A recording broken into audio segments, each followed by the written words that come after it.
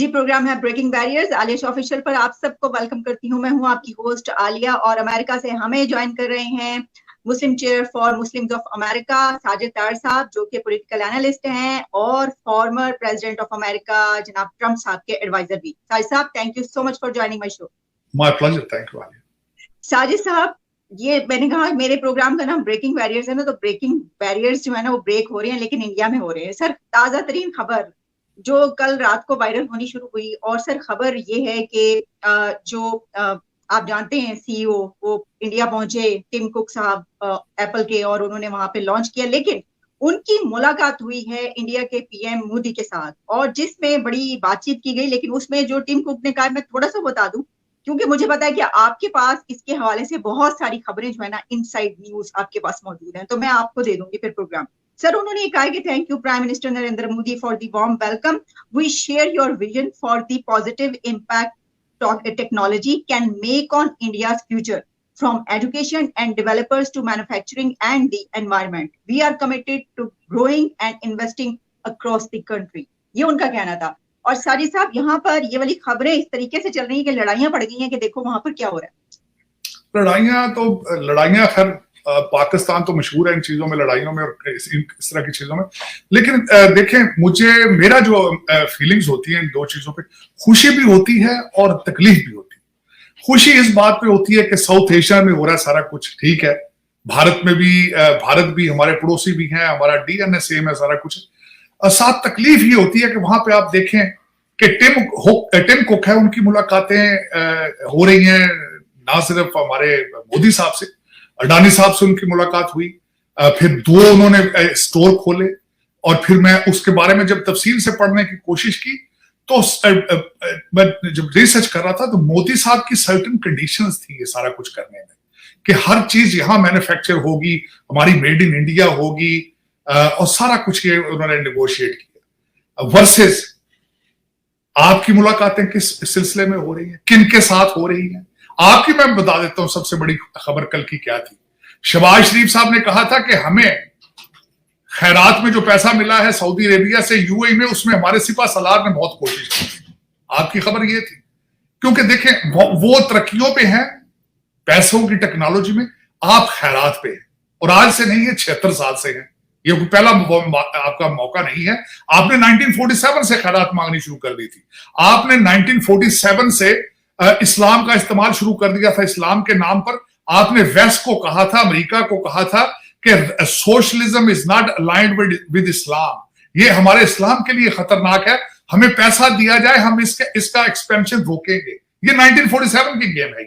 आपने यहां आके अमेरिका के अंदर आपके 1947 के डेलीगेशन ने कहा था कि हमें जो हमारे आर्मी का इक्विपमेंट है वो सारा इंडिया जा चुका है, हमारी आर्मी कमजोर है, हमें डिफेंस के लिए $2 बिलियन दिया जाए। ये 1947 है। उसके बाद आप रुके ही नहीं, और आज का भी आप माइंडसेट यही है। जब खैरात मांगने जाते हैं, लोन मांग कर आते हैं, तो फूलों की पत्तियां एयरपोर्ट के ऊपर आपके वफद के ऊपर फेंकी जाती है। माइंडसेट की बात है ना, माइंडसेट की बात है। मैं ये नहीं कहता, आप भी बहुत इंटेलेक्चुअल है, इसमें कोई शक नहीं है, लेकिन आपका इंटेलेक्ट 2 नंबरी में चलता है, मनी लॉन्ड्रिंग में चलता है। मैं हमेशा कहता हूं आपने बहुत तरक्की की है, लेकिन पाकिस्तान के अंदर तरक्की नहीं की। आपने तरक्की दुबई और लंदन में की है। खान साहब ने भी खुद फरमाया अगले दिन अपने किताब में कि दुबई में आप प्रॉपर्टी लेने में आपका टॉप 10 में नंबर है आपका, तो वो आपने फ्री तो नहीं ली ना, अपने मुल्क के कपड़े बेचकर अपने मुल्क को लूट के बनाया है। मैं बल्कि हमेशा कंपैरिजन ये करता हूं, आज 2 कंपैरिजन जो ये बताऊंगा आपको, आप जरा गौर करें। भारत के साथ आप हमेशा कंपैरिजन करते हैं, आप कहते हैं हम इक्वल हैं। इक्वल तो खैर आपको चाहिए इस चीज को छोड़ दें, यू आर नोवेयर। इक्वलेंस देखनी है तो मैं अगले दिन आपके पासपोर्ट का कंपैरिजन किया है, आपका पासपोर्ट की रेटिंग जो है पैलेस्टाइन से नीचे है। They are in state of war always, आप उनसे भी नीचे हैं। आप इस वक्त अफगानिस्तान से भी नीचे हैं। अब अपना मुकाबला अफगानिस्तान से किया करें, भारत के साथ ना किया करें। भारत की इस वक्त पोजीशनिंग जो है वो आपके कंट्रोल में नहीं है। हमारे अमीरुल मोमिनीन, आप बहुत यकीन करते हैं उन पे, उन्होंने फरमा दिया है कि भारत एशियन टाइगर है। अब आप एशिया के बलूंगड़े भी नहीं है, आप बच्चे भी नहीं है। और दूसरा, मैं सबसे बड़ी बात यह है कि वहां पे टिम कुक का जाना, ये सारा कुछ करना, फैक्ट्रियां लगानी, फार्मास्यूटिकल में उनकी मनापली पूरी दुनिया में होनी, इसके पीछे एक चीज है, सिर्फ एक चीज है, उनकी तालीम और लॉ एंड ऑर्डर, ये दोनों चीजें आपके किस रेडार पर ही नहीं। आपके इस वक्त जो लोग आपको चला रहे हैं और आगे भी आने, मैं आपको फ्यूचर का बता देता हूं। वॉल स्ट्रीट जर्नल ने आर्टिकल लिखा है हमारे पीटीआई इमरान खान के बारे में। उस आर्टिकल को मेरे ख्याल में आपको चाहिए था उर्दू में ट्रांसलेट या पंजाबी में करके ट्रांसलेट लोगों को बताएं कि वो क्या है। उसमें उन्होंने वार्निंग दी है। उन्होंने कहा कि 61% पॉपुलेशन इमरान खान की है, लेकिन his behaviour is reckless, he is radical. उन्होंने कहा कि इम्प्रैक्टिकल आइडियाज, कभी मुर्गियां और कट्टे पालने की का प्रोग्राम बनाता है, कभी कहता है कि ओवरसीज पाकिस्तानीज पकड़ के यहां ले आऊंगा। ये सारे इम्प्रैक्टिकल आइडियाज हैं सारे। किसी के पास कोई आइडियोलॉजी नहीं है कि आप इस चीज से किस तरह निकल पाएंगे, आप किस तरीके से सर्वाइव करेंगे। आप आगे, आपका survival is at the risk right now.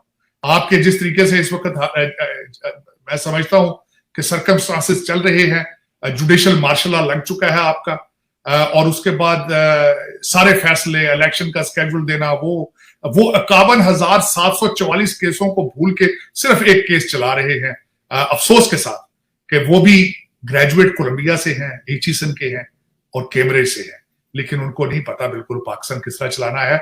मैं हमेशा ये कहता हूं कि आप इंडियन इंस्टीट्यूट ऑफ टेक्नोलॉजी का मुकाबला आप पाकिस्तान में तो नहीं कर सकते, लेकिन देखें ना, आपके जो बाहर से पढ़ के गए हैं उनके ऊपर कैम्ब्रिज, कोलंबिया, ऑक्सफोर्ड, इनकी डिग्रियां भी असर नहीं कर सकी। वजह क्या है? ये एक सवाल है, बहुत बड़ा सवाल है। क्या बात?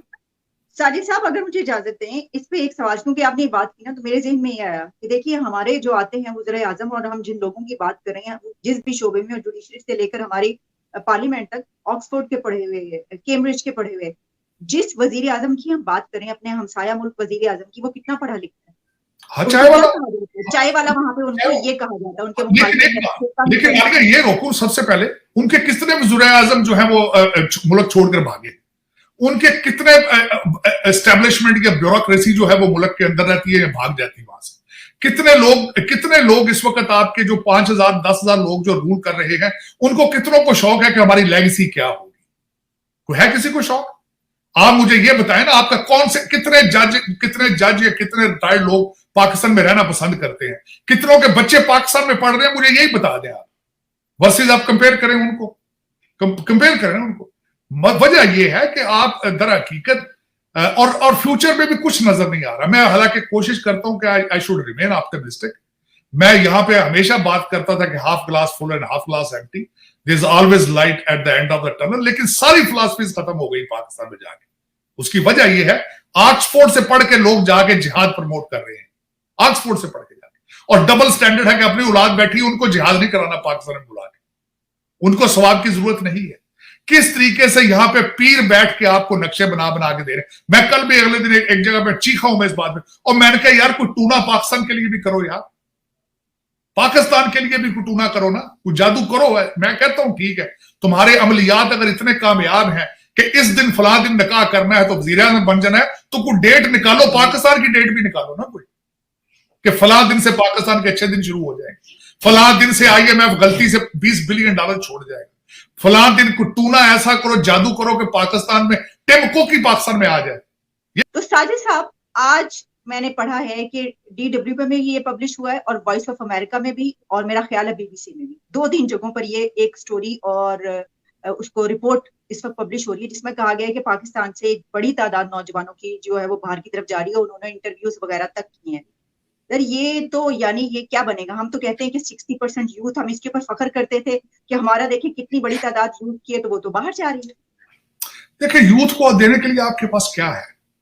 आपके सिर्फ 5,000 लोग जो हैं वो अपने बच्चों को देखें वो कराते हैं सीनियर कैम्ब्रिज, जूनियर कैम्ब्रिज, और उसके बाद वो जो ब्यूरोक्रेसी है वो पढ़ाती है बाहर, उनको लूट मार करके, या ब्रिटिश एजेंट्स के जो लोग थे, पोते दोते हैं, वो तो जाते हैं सारे, जो आपकी रूलिंग एलीट है वो तो कर रही है।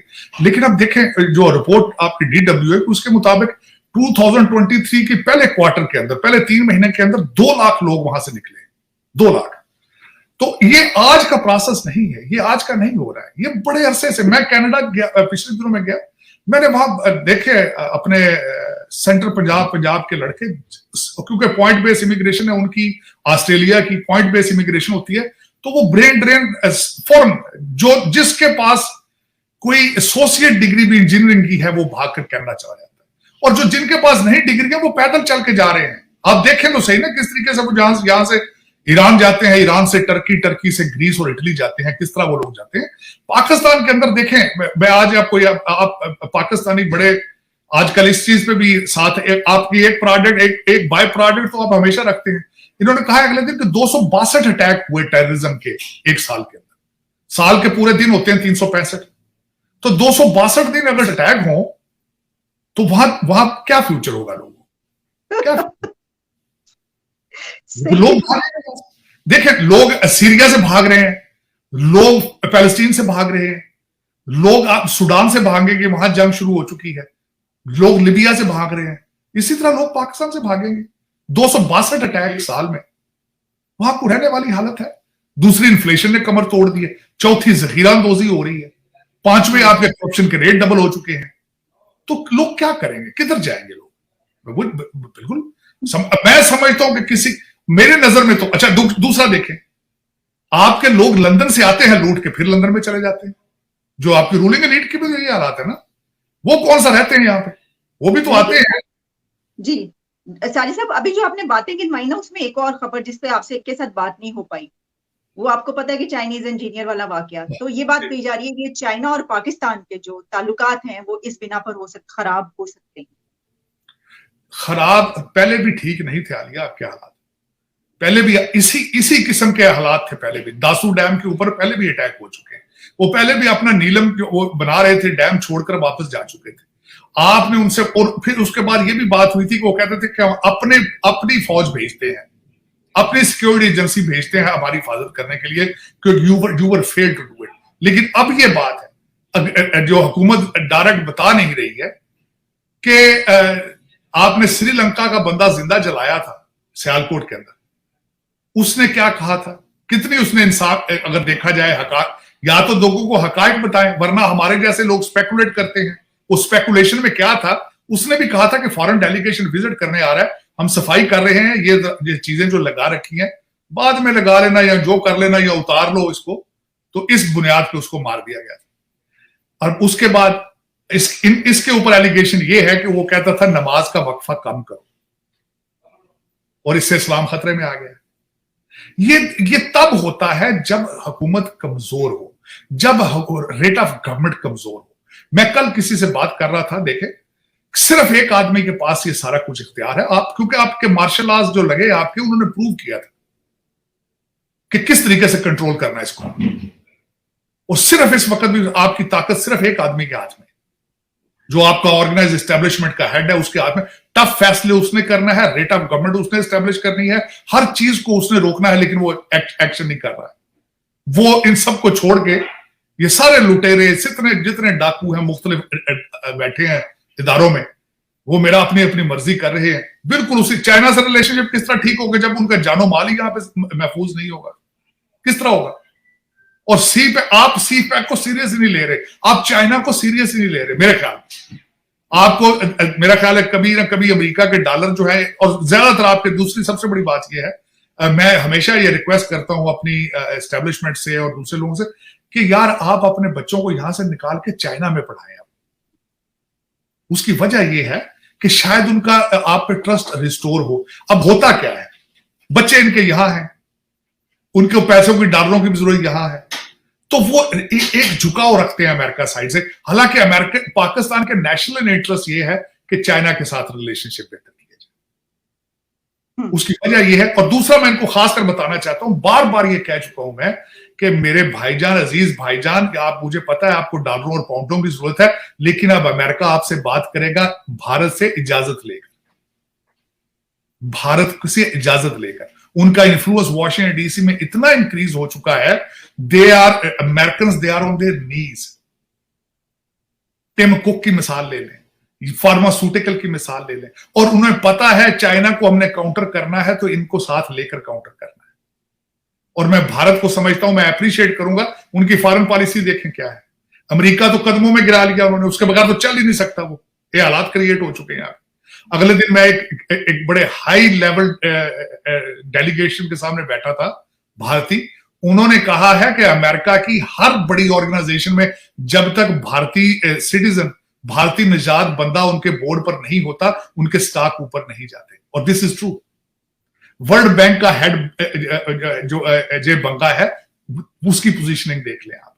और उसके बाद मैं ये बताना चाहूंगा कि अब वो उनकी मर्जी की देखें, उनकी, मैं जो फॉरेन पॉलिसी की बात कर रहा था, अमेरिका कदमों में और ऊपर रशिया के साथ डीलिंग भी कर रहे हैं। उनके foreign minister is on a trip of India right now, उनके साथ भी ट्रेडिंग कर रहे हैं, उनसे तेल भी ले रहे हैं अमेरिका की मर्जी के खिलाफ। तो ये आपको समझना चाहिए, लेकिन हाँ, समझेगा वही जो नेशनल इंटरेस्ट के बारे में सोचेगा। पाकिस्तान में अभी तक आपने हमेशा अपने पर्सनल इंटरेस्ट पे डिसीजन लिए हैं, नेशनल इंटरेस्ट पे डिसीजन नहीं लिए, क्योंकि आपकी रूलिंग एलीट के बच्चे सारे अमेरिका में और बर्तानिया में पढ़ रहे हैं। ये मजबूरियां हैं आपकी प्रॉपर्टियां यहां पे हैं, आपके बैंक अकाउंट यहां पे हैं। तो चाइना से आपके रिलेशनशिप सिर्फ इसीलिए बेहतर नहीं हो रहे क्योंकि आपके एसेट्स सारे यहां हैं। आप पैसा जो लाते हैं लूट के चाइना से, सऊदी अरेबिया से, वो आता यही है, क्योंकि पाकिस्तान तो रुकता नहीं है वो। तो आपकी मजबूरी है कि आपके घर यहां पे हैं, जायदादें यहां हैं लंदन में और अमेरिका में, और बच्चे भी यहां हैं। इस वजह से आप ये जगह छोड़ते नहीं है, वरना आपका कोई फ्यूचर नहीं है। मैं आपके हालात आजकल के बताता हूं। इस वक्त आलिया देखा जाए तो आपकी यूथ जो है, कुछ यूथ तो भाग रही है ना, 2 लाख बंदा तो भाग रहा है, भाग चुका है, दूसरे तैयारियां कर रहे हैं, कोई फ्रॉड करके भाग रहे हैं, जिस तरह भी। जो बचे हैं उनकी हालत बताता हूं।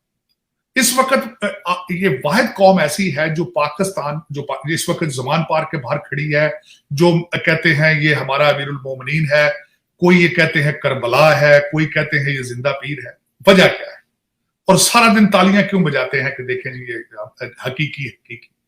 वजह यह है कि इनका गुस्सा है एस्टेब्लिशमेंट के खिलाफ, इनका गुस्सा है अदलिया के खिलाफ, इनका गुस्सा है अपनी बेरोजगारी के खिलाफ। उस गुस्से में वो पाकिस्तान के ऊपर तेल छिड़क कर आग लगा के तालियां बजा रहे हैं साइड में बैठे। लेकिन मैं रिक्वेस्ट करता हूं कि गुस्से में अपना घर ना जला लो, गुस्से में मेरी फीलिंग्स आपके साथ है। इन्होंने बहुत जलील किया आपको 76 साल, लेकिन इसका हल ये नहीं है कि अपने घर को आग लगा लीजिए। अब दूसरी तरफ पे ये है कि वहां पे जो मैंने आपको हमेशा ये अर्ज करता था कि डेमोक्रेसी के फ्लोर हैं, जिसकी वजह से नेशनलिस्ट मूवमेंट्स आगे आई हैं, अथॉरिटेरियनिज्म, पॉपुलरिज्म आगे प्रमोट हुआ है, लोग, दुनिया बेजार है। अमेरिका के अंदर भी जमहूरियत सही नहीं चल रही है, लेकिन नेशनलिस्ट मूवमेंट्स उसके रिजल्ट में निकली, सारी फेल हो चुकी हैं स्वाय मोदी साहब की।